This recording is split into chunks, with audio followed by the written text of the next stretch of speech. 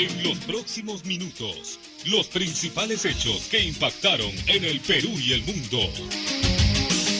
El resumen informativo más completo durante los 365 días del año 1994. El especial de Testigo de la Noticia. Producción periodística general, Roberto Silva.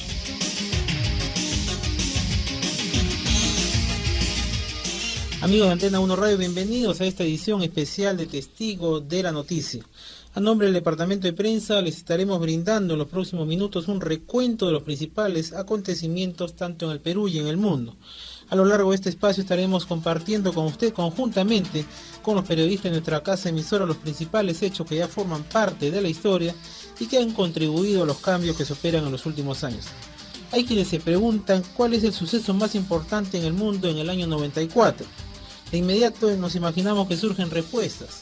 El acuerdo de paz en el Medio Oriente, el fin del apartheid en Sudáfrica, la revolución de Chiapas en México, los violentos sucesos en Yugoslavia o a lo mejor el genocidio ocurrido en Ruanda y recientemente la Cumbre de las Américas, así también como la reafirmación democrática de muchos países de la región.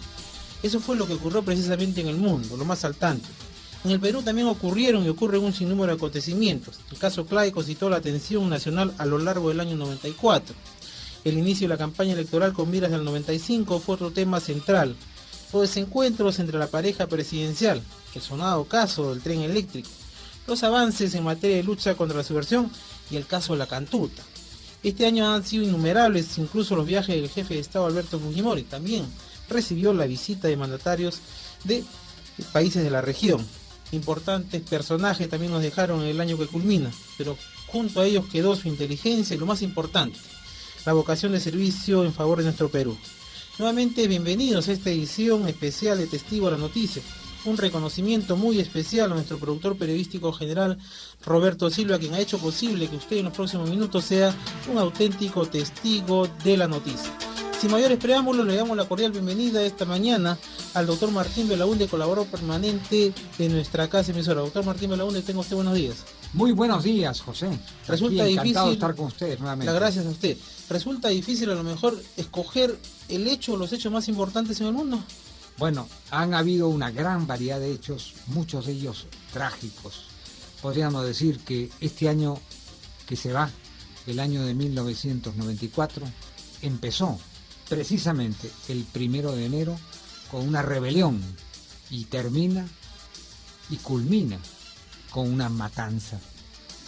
Entonces es un año que ha estado preñado, signado de violencia.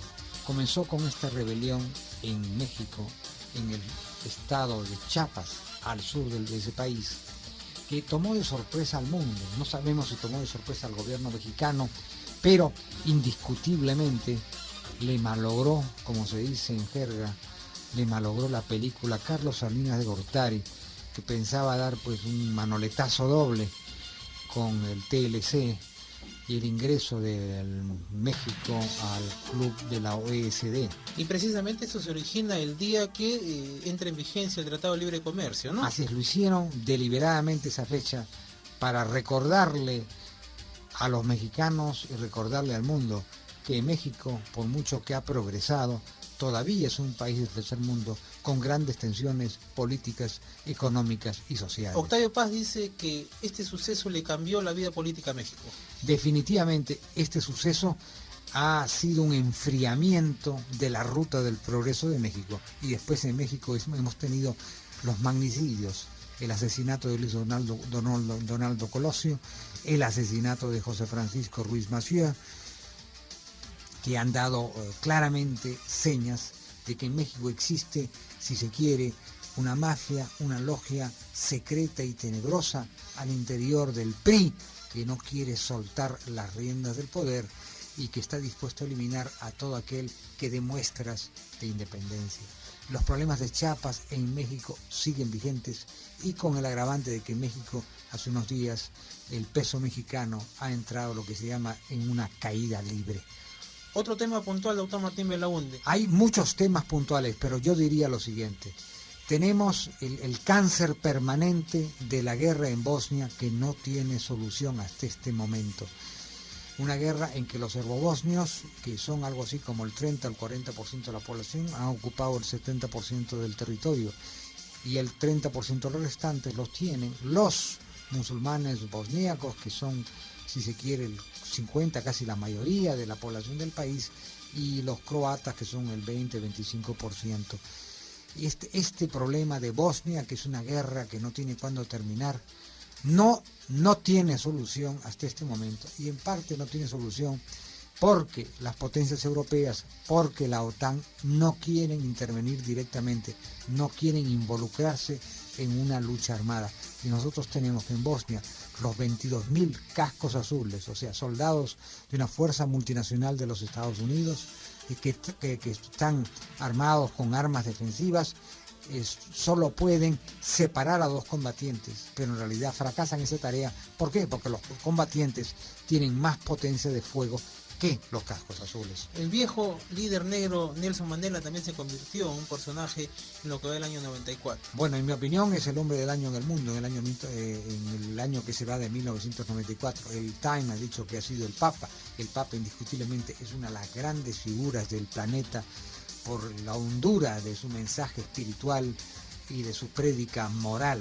Pero en el terreno político, indiscutiblemente, yo considero que Nelson Mandela es el hombre del año en el mundo, por la victoria, la victoria después de muchísimas décadas del Congreso Nacional Africano, el fin del apartheid, pero el fin del apartheid en un proceso de paz, en un proceso que no significa la liquidación, ni el destierro, ni el exilio, ni que se pisotea a los hombres de raza blanca. Lo que ha ocurrido en Sudáfrica es un fenómeno sumamente interesante, porque se ve que se instaura un gobierno multirracial en el que los negros, los blancos, los mulatos y las otras etnias raciales puedan convivir en paz y armonía.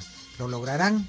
Hay grandes obstáculos, hay grandes tensiones, hay una gran violencia entre los grupos tribales negros, entre los zulúes y los osas, pero a pesar de todo eso, diera la sensación de que la apuesta por la paz, la apuesta por la vida civilizada y en armonía, que significa Nelson Mandela, junto con el expresidente de Klerk, esa apuesta probablemente ganará.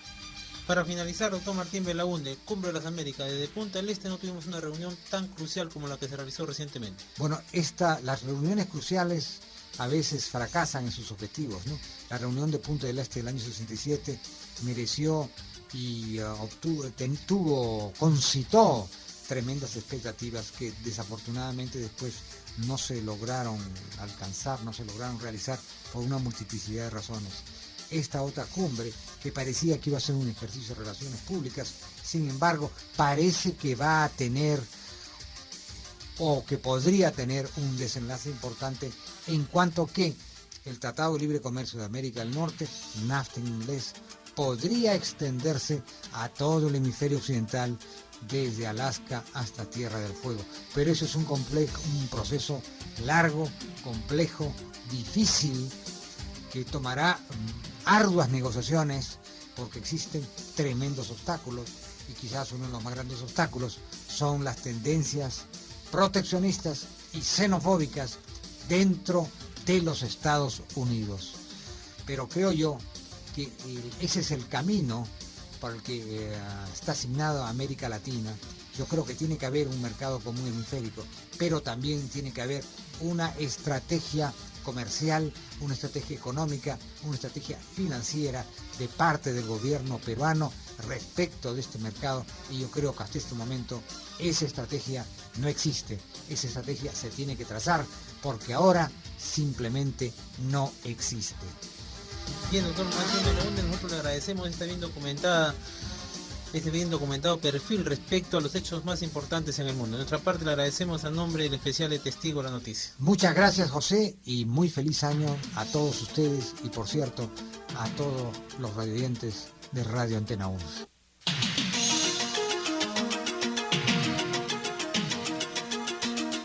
El especial de Testigo de la Noticia, con los hechos informativos más importantes del 94.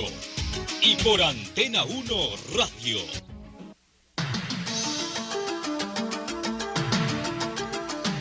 Y como lo señalamos al inicio de este programa especial de Testigo de la Noticia, año 1994, vamos a estar departiendo con el staff periodístico de Antena 1 Radio. Es muy grato dialogar en esta oportunidad con Ricardo Alba. Buenos días, Ricardo. Buenos días, José, y un saludo muy especial a todos nuestros oyentes, deseándoles un feliz año 1995. Es el deseo de todos quienes componemos esta familia de Antena 1 Radio. Con ustedes vamos a trazar un perfil de lo que fue la lucha antisubversiva en 1994 y un caso muy especial, el caso La Cantuta. Así es, y les contamos que uno de los principales logros del actual gobierno es sin lugar a dudas el franco proceso de pacificación que vive el país, el que se consolidó en 1994 con contundentes triunfos sobre los grupos subversivos. Una de las principales armas utilizadas por el régimen fue la ley del arrepentimiento, que logró la deserción masiva de las filas del terrorismo y valiosa información sobre los últimos reductos sediciosos. La ley de arrepentimiento concluyó el 1 de noviembre, tal como anunciaba el presidente durante su mensaje de Fiestas Patrias. Las metas y los plazos se dan para cumplir, para que se cumpla, al pie de la letra. Y estoy cumpliendo con el país, y aquí fijo otro plazo. La entrega de los terroristas aún libres para que se acojan a la ley de arrepentimiento. Tienen plazo para rendirse hasta el 1 de noviembre. En caso contrario, se atendrán a las consecuencias de la ley y de las leyes de la guerra. No se admitirá otra alternativa que la derrota total del senderismo y del lema de la que haga. Tras el anuncio del primer mandatario, el número de sediciosos que buscaban acogerse a la norma se incrementó, llegando a producirse arrepentimientos en grandes grupos, como lo ocurrido en la localidad de Naranjillo. El día de ayer se presentaron 54 arrepentidos en Naranjillo. Usted sabe que Naranjillo se constituyó en el bastión del mando urbano. Hemos podido visitar la cárcel donde los subversivos tenían a los presos y está a pocos minutos de la ciudad. Aquí el presidente de la ronda inclusive ha incautado 2 pistolas y una granada.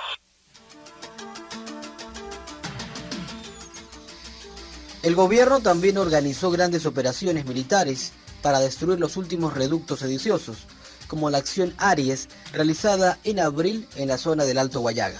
Sin embargo, el operativo tuvo que detenerse ante las denuncias de violaciones de los derechos humanos de la población, la cual, según diversas instituciones, era atacada con cohetes tipo rockets.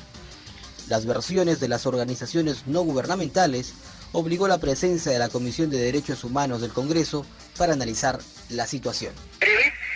La Comisión de Derechos Humanos del Congreso Constituyente Democrático, miembros de la Coordinadora Nacional de Derechos Humanos, así como también el periodismo nacional que ha llegado hasta esta localidad y el presidente del Consejo por la Paz, Francisco Canseco, cumpliremos nuestro segundo día de actividades oficiales en esta localidad selvática. En breve nos dirigiremos por tierra hasta el distrito de Anda, para luego, en caminata y traje de campaña, cruzar el río Guayaga hasta llegar al caserío de Moyula. En esa localidad, según existen denuncias, se habrían realizado enfrentamientos entre el Ejército Nacional y huestes terroristas pertenecientes a la compañía Mar Rojo del Ejército Popular de Sendero Luminoso. Cabe destacar que la caminata debe desarrollarse por la margen izquierda del río Guayaga, siempre acompañados por altos oficiales del Ejército Nacional al mando del jefe de operaciones del Frente Guayaga, el general Alfredo Rodríguez. El propio presidente del Comando Conjunto, Nicolás de Bari Hermosa Ríos, viajó a la zona y aseguró a los periodistas que en ningún momento se atacó a la población civil. Los helicópteros no bombardean. El helicóptero tiene efectivamente rockets y tiene ametralladoras. En esas colinas donde ustedes han observado, donde nos han soltado una bengala, una de nuestras patrullas, cuando el helicóptero baja a dejar esas patrullas, entonces, si tenemos la precisión de que en determinado, o si la patrulla está encerrada, naturalmente tiene que hacer uso de las armas.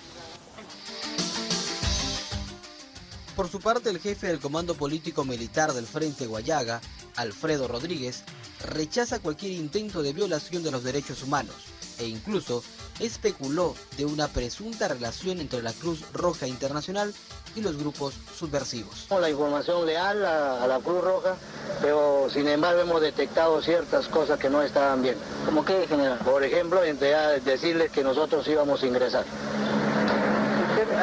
¿Quiere decir que en cierta medida están coludidos la Cruz Roja Internacional? Yo he dicho bien claro, es una opinión, mas no quiero decir ni he aseverado, especulo por la forma de su trabajo.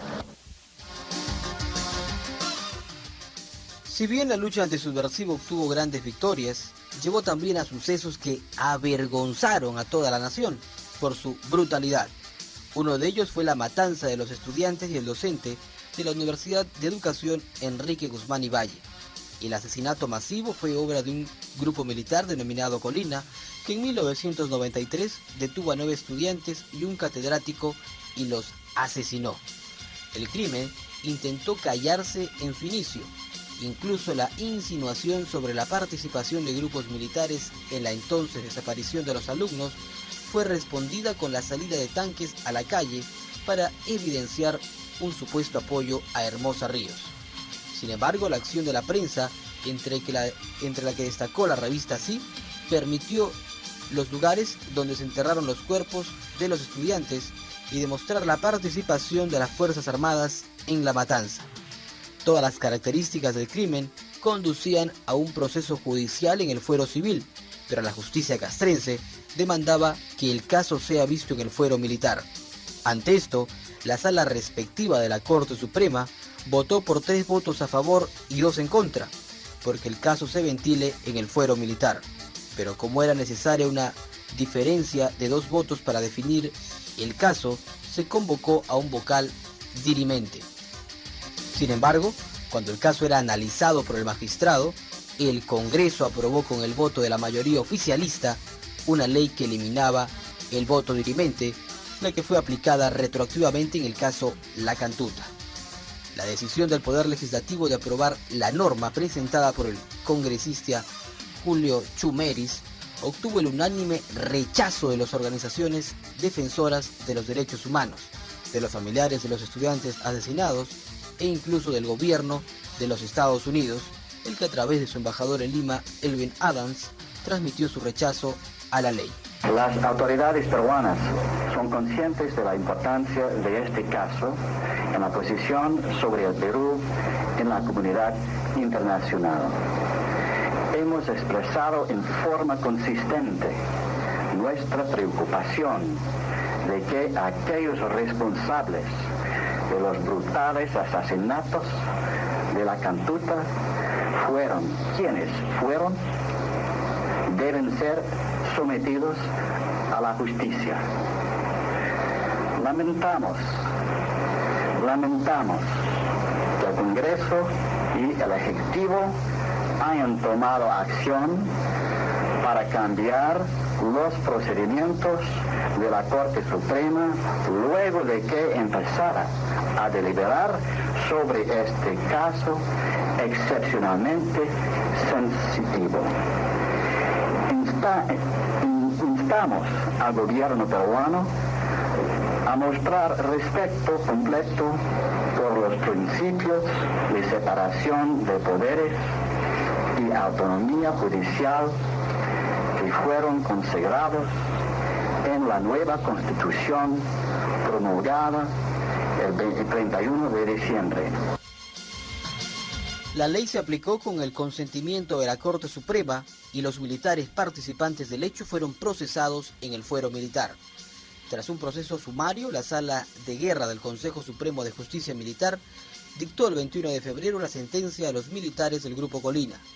Las mayores penas, de 20 años de prisión, fueron impuestas a los mayores Santiago Martín Rivas y Carlos Pichilingue, cabecillas del grupo criminal. Otros oficiales y suboficiales fueron condenados a penas diversas y en algunos casos minúsculas.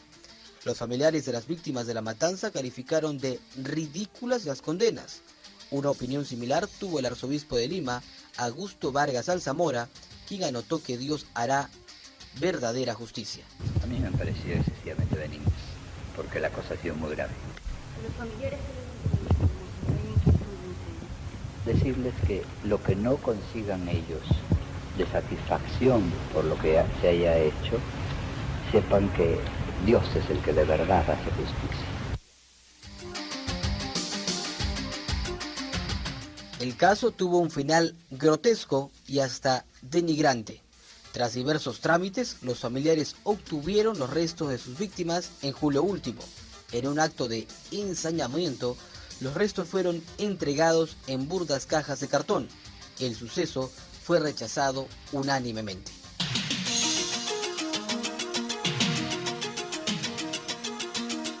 El especial de Testigo de la Noticia, con los hechos informativos más importantes del 94.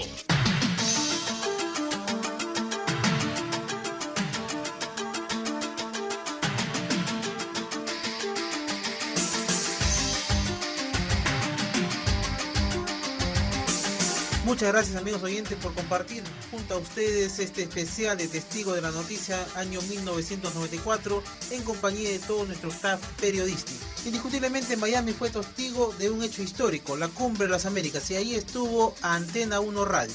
Buenos días, María del Carmen González. Buenos días, José. Así es, Miami fue testigo de un hecho histórico. 34 jefes de Estado y de Gobierno se reunían a invitación del presidente norteamericano Bill Clinton en la Cumbre de las Américas, realizada entre el 9 y 11 de diciembre. La cita, cuyo más próximo antecedente fue la Cumbre de Punta del Este de 1967, buscó la integración económica del continente, la que se plasma en el plan de acción suscrito por los mandatarios asistentes. El documento, que contiene 23 propuestas y 100 iniciativas, contempla el fortalecimiento de la democracia, la promoción de los derechos humanos y eliminar la amenaza del terrorismo nacional e internacional. En la ceremonia de clausura, el mandatario anfitrión Bill Clinton resaltaba los avances obtenidos en la cumbre. Acordando tener una área de comercio en toda en el hemisferio, al traer a todas nuestras naciones para mejorar la vida de nuestros pueblos y reforzar y establecer la democracia. Por su parte, el secretario general de la OEA, César Gaviria, dijo que las metas propuestas para la cumbre se habían cumplido. Las expectativas de cambio que generó este encuentro han sido superadas. Los pueblos de las Américas han sido oídos y sus anhelos cabalmente interpretados. Cada uno de ustedes le ha cumplido a nuestras gentes. Señores jefes de Estado y de Gobierno, ustedes han terminado de derribar el muro que tanto ha distanciado el norte del resto del hemisferio. Con esta cumbre,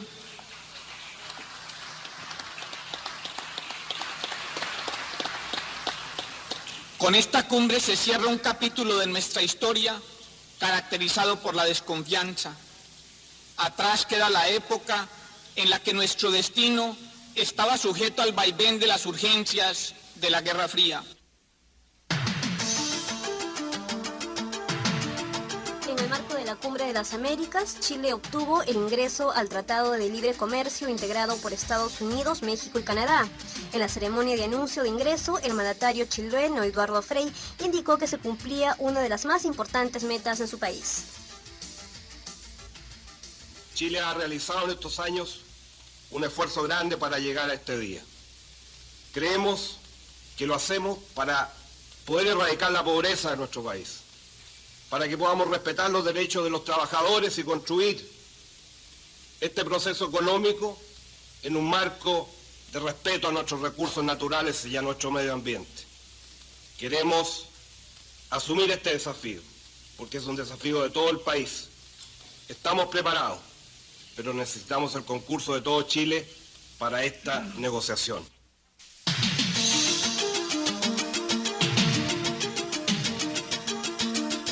El especial de Testigo de la Noticia, con los hechos informativos más importantes del 94. Y por Antena 1 Radio.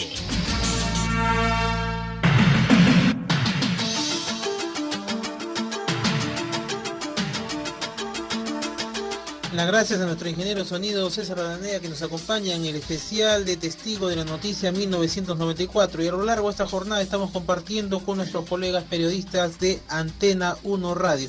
CLAE sigue siendo noticia en el año 1994. Tenga usted buenos días, César Flores. Buenos días, José Hernández. Un tema que estuvo todo el año en el centro de la noticia fue sin duda el caso del Centro Latinoamericano de Asesoría Empresarial CLAE, la más grande estafa en la historia del país. El escándalo de CLAE se inició el año pasado cuando el 29 de abril de 1993 la Superintendencia de Banca y Seguros intervino en los locales de la entidad por no contar con autorización para captar fondos de ahorristas. A los 4 días, el 3 de mayo del 93, Carlos Manrique convocó a una multitudinaria reunión en la Plaza San Martín, donde aseguró que los recursos invertidos en la entidad se encontraban garantizados. Se ha querido callarnos, se ha querido asustarnos, se ha querido amedrentarnos,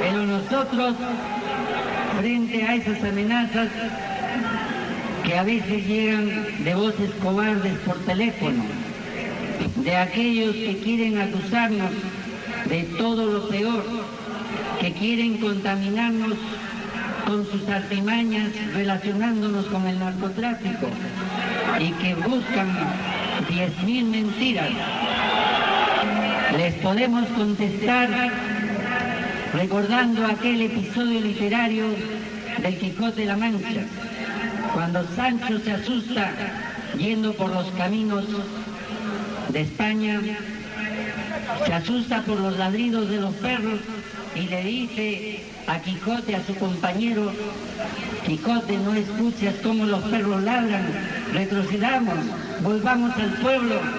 Quijote, idealista, le dice: Sancho, no tengas miedo, porque si los perros ladran, la caravana avanza. Hermanos claistas, mientras estemos los directivos de CLAE, mientras los trabajadores de CLAE estemos en nuestros puestos, mientras yo siga siendo gerente y presidente de CLAE, tengan la plena seguridad de que el dinero de ustedes está completamente garantizado.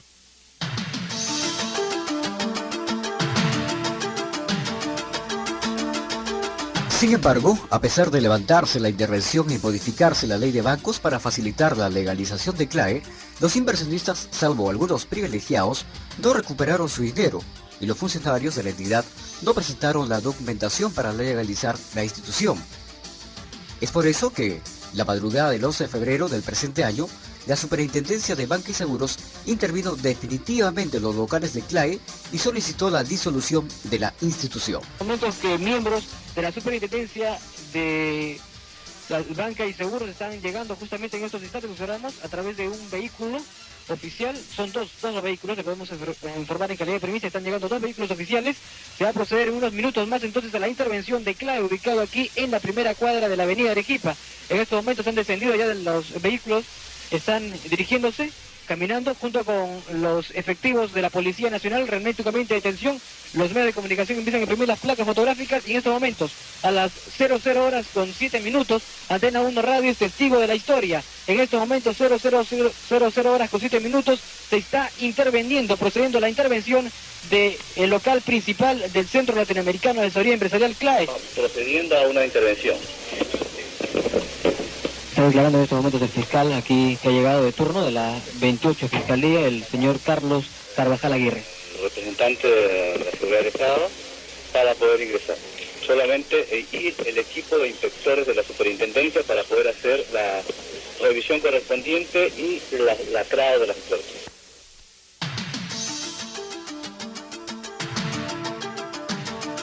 A pesar de la sorpresiva intervención, Carlos Manrique pudo esconderse aprovechando sus vínculos con algunos funcionarios de diversas entidades del Estado. Es así que mientras todo el país se preguntaba por el paradero de Carlos Manrique, el estafador podía librarse de las intervenciones policiales. Si bien algunas voces señalaban la posibilidad de la fuga del expresidente de CLAE, tanto el ministro del Interior Juan Briones Dávila como el director de la Policía Nacional Víctor Alba Plasencia aseguraban que éste se encontraba en el país. Tuvo que esperarse la casualidad para ubicar a Manrique. Dos damas peruanas residentes en Estados Unidos se cruzaron con el estafador en Nueva York el 9 de septiembre, descubriéndose el paradero del presidente de la financiera informal. Nosotros salíamos de Añez de almorzar y hemos cruzado a esa calle donde el señor ha salido, cerca de donde ha salido. Nos hemos cruzado frente a frente y ahí es que yo lo he visto y he dicho fuerte, es Manrique. Entonces mis amigas se han impresionado igual que yo porque no lo creíamos y él apenas escuchó mi voz, ha dado media vuelta y ha empezado a caminar rápido. Sin embargo, la lenta actuación de las autoridades consulares peruanas permitieron la huida de Manrique, pero el cerco se había iniciado. Mes y medio después, el 31 de octubre, el presidente de la República, Alberto Fujimori, anunciaba la feliz noticia. Carlos Manrique era detenido en Miami. Bueno, precisamente acabo de recibir la información. Carlos Manrique ha sido detenido ya en Miami. Tiene orden de ser extraditado porque el gobierno peruano cumplió con todos los trámites. Esto va a demorar aproximadamente entre 30 a 45 días. No sería el segundo caso de extradición que se daría. Y de otra parte, Violeta Mori ha sido capturada por agentes de la policía del Perú en Aruba. De manera que los dos ya están en manos nuestras, mejor dicho, están capturados. Ha sido el día de hoy. Ahora, ¿Ese presidente se lo ha detenido, Carlos Manrique? no, en Miami se le ha estado haciendo seguimiento. Igualmente, en coordinación entre la Interpol y la policía peruana.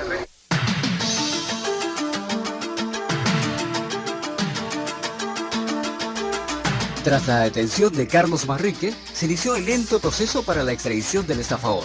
Recién en mayo del 95, la Corte Judicial de Miami analizará el caso y decidirá si procede su deportación a Perú, donde varios procesos judiciales lo esperan.